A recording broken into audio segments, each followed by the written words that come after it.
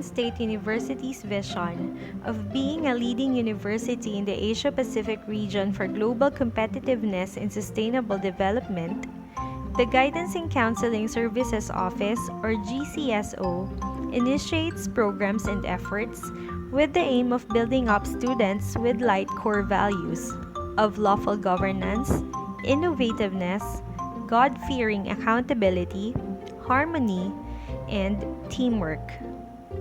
GCSO's policy statement is to help students in facing major developmental challenges, resolve psychosocial problems, and provide unconditional emotional support by providing a wide range of services that is gender sensitive and non-discriminative.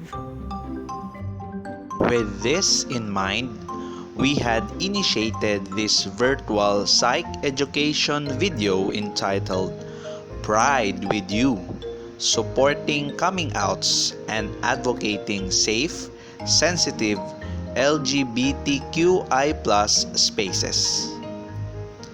The objectives of this psych education video are to 1. Provide adequate information and proper guidance to students with non-binary genders as stated in CHED Memorandum Order No. 9 Series of 2013 in the provision of enhanced student services to members of a marginalized sector. 2. Promote available GCSO services intended for students with gender identity crisis for proper resolution and reduction of negative outcomes such as anxiety and depression. And 3. Advocate greater awareness to the public about LGBTQI+ individuals and how can we promote gender-friendly, non-discriminative spaces in our institution and in our communities. Coming out is a journey of acknowledging, understanding, and sharing one's gender identity or sexual orientation with others. It is common for LGBTQ teens to feel scared or nervous because of the following circumstances associated to sexual identity confusion. 1. Uncertainty about sexual orientation. 2. Distress caused by sexual fantasies and desires about same-sex partners. 3. Feelings of guilt or shame due to prescribed cultural norms. 4. Isolation from insensitive non-LGBTQ peers or environments for fear of being outed or exposed. 5. Personal alienation as a result of gender suppression to meet parent or societal expectations. 6. Depressed mood and diminished interest in functional activities.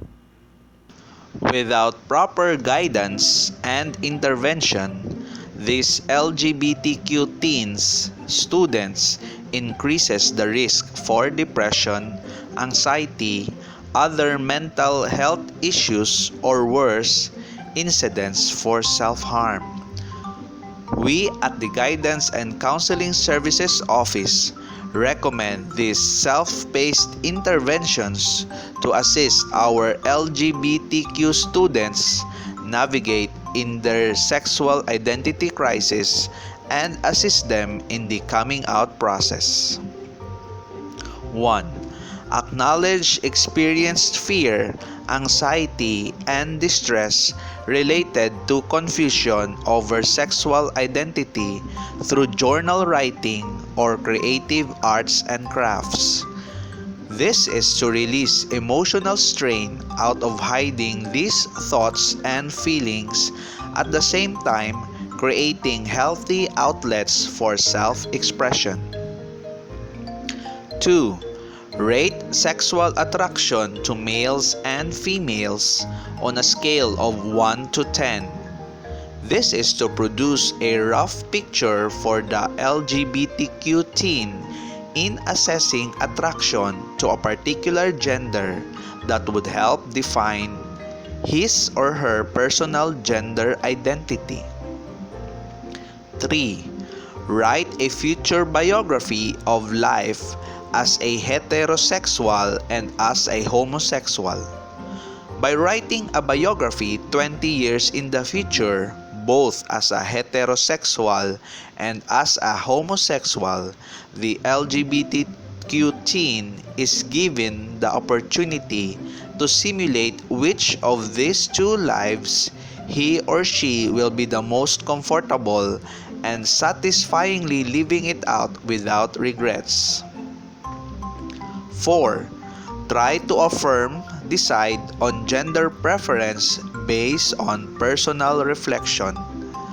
Coming out starts with sorting with the confusion, denial, and replacing them with personal acceptance and affirmation. This will bring inner peace and resolution to the LGBTQ teen. 5.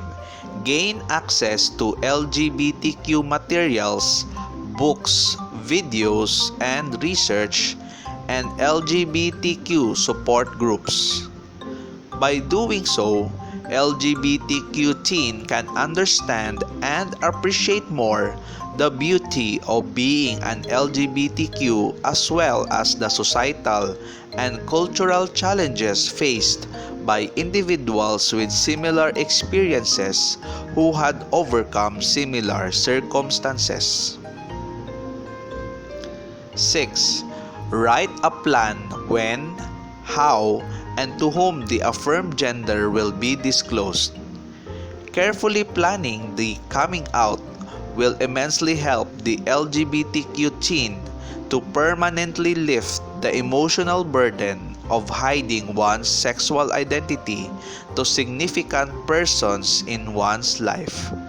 Carefully selecting persons who will be most open and receptive of the new gender identity will be beneficial for the LGBTQ teen to amass allies for emotional support in facing significant persons who may be resistant or tough with the new gender identity.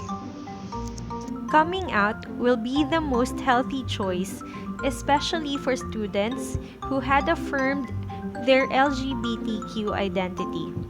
Nothing can be more liberating and therapeutic aside from sorting out the confusion, coming out, and being accepted by family, peers, and the community with the new chosen identity. These are but self-paced activities. For students, however, who experience mental health issues aside from those associated to their sexual identity confusion, GCSO highly advises our students to avail our services: sexual orientation test screeners, individual counseling, as well as psych education support groups designed to better guide and equip our students with knowledge and skills to resolve their sexual identity crisis. Stop the hate, stop the discrimination. We can become LGBTQ allies that accept, support, and advocate fair and equal treatment not only for our students, our children, but to all individuals belonging to the LGBTQ community. Ways to be an ally. Stay informed. Educate yourself. Ask questions and do research. Speak up. Question and challenge stereotypes. When you speak up, it educates others that their words are not acceptable and may also encourage others to speak up as well. Support equality. Support policies that help protect LGBTQ people from discrimination. Attend Pride celebrations.